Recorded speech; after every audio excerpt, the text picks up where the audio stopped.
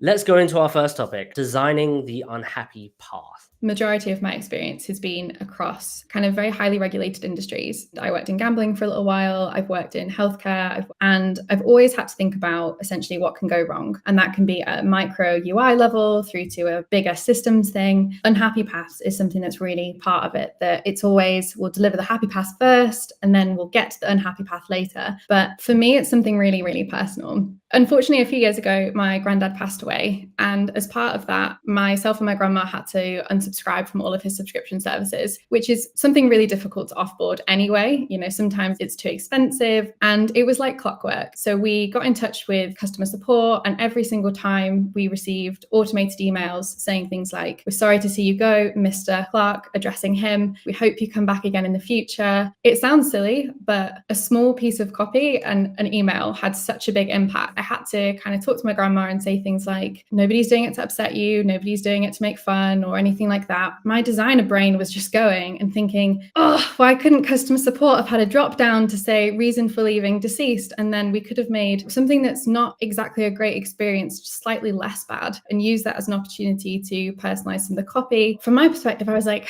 well, what can I do? Something that I do day to day is really look at unhappy paths, and we'll talk about that in a bit more. But also I was thinking, well, how can I try and maybe help other designers to think about the impact that technology can really have on people, regardless of whether it's a bit of copy or, you know, you've been blocked from using the product or service, something like that. So I took to LinkedIn. I wanted to start sharing experiences in terms of how can we think about people's behaviors? So a lot of behavioral science, psychology, how can we think about designing for real people situations and scenarios, but also drawing that back to the business and showing that unhappy paths aren't just something that we should be designing for, that actually it can have such an impact to business. Unhappy paths, if we block people from using them or anything like that, can really affect everything from acquisition, retention, brand loyalty. It can affect everything. So I wanted to start thinking about designing for people, bringing that back into the entire user experience process across multiple touch points, whether it's research through to service design, through to UI, whatever it is, and how to make people think slightly differently about who they're designing for. And like I said, the impact it can have on people. So yeah, it was kind of something I generally do in my process, but it was really my personal experience, which I know other people have probably experienced much worse from technology, that got me trying to help other people a bit more. You said that started your LinkedIn journey. Did you have success in terms of other folks feeling like the same and being like, oh, completely get you? And was there some interesting conversations you had since then, kind of sharing your journey and the things you're thinking about? It was a bit strange for me, really, because I haven't really spoken about it vocally in terms of like my why of LinkedIn. What I have noticed is how I frame things in terms of making people believe that actually we sometimes are users, although we've been told not to believe we're users because of obviously introducing biases when we're designing, that actually a lot of people were resonating to it. And they were thinking, I'd never thought about the overall experience, or from a service design perspective, a lot of people see UX is quite subjective in terms of how you can get into it. It's not like at school where you're an A in prototyping versus like a B in information architecture. It was something that, well, let's maybe try and frame this slightly differently. And people did start opening up a lot more and saying, yeah, I've reframed my workshop, or I've reframed how I ask interview questions. And that's pretty cool. I'm enjoying it. Have you run into any more examples of unhappy paths that was just like, why do they do this? Or especially in the work you do, I'm sure there are some unhappy paths there.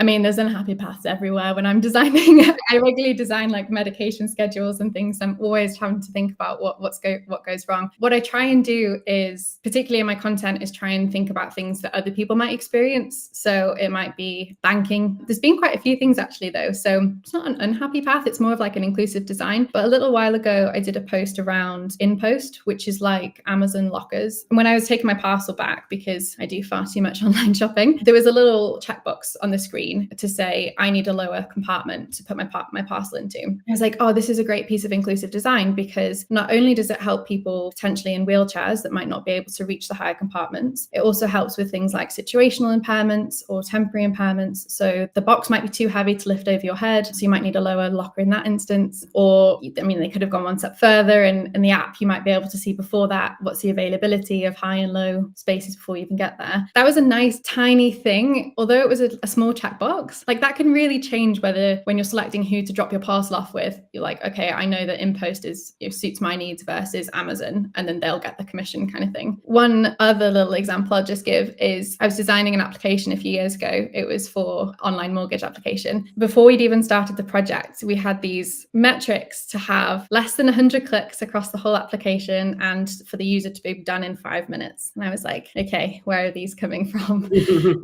I zoomed out and looked at a very, very high level and looked at, okay, well, one of the steps is people need to go and gather their documents. So already 5 minutes is not going to be there. If you're anything like me, you're going to be rooting through your emails, through the folder under the stairs, like trying to find the documentation you need. There was also things like at the front, the API only accepted male or female input. So already we were blocking people that don't identify as male or female to be able to do that application. And things like if, you had to give your current job status, and we didn't allow for if you're on maternity leave, which would then have an impact on underwriters and things. So all of these things we were able to get up front and say, well, if you want to have a success rate of X amount of people going through it, then we need to have an API that accepts more than just male or female. Mm-hmm. We need to be able to consider what people are actually doing, because otherwise we're setting ourselves up to fail by our 5-minute metric and a bunch of other different things. So there's less about an unhappy path, that one, but more around contextual awareness of what people are actually doing. Yeah, exactly. Who came up with that metric? And in that case, it was hard to argue that in some maybe grayer areas where you're pushing for unhappy paths, but the PM or the business being like, are you sure? How do we know that to be true? How much complexity does that add given we have 2 weeks to ship? Yeah. What's that conversation? I know we're like hopping around, but I kind of want to ask you about that.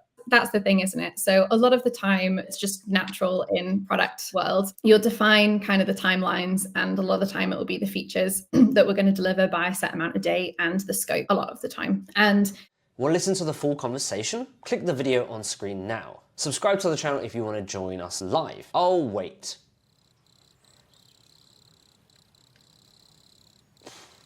Okay, fine, you don't have to join us for the live stream, but if you like stuff like this, then click that subscribe button. I'll see you on the inside. Bye!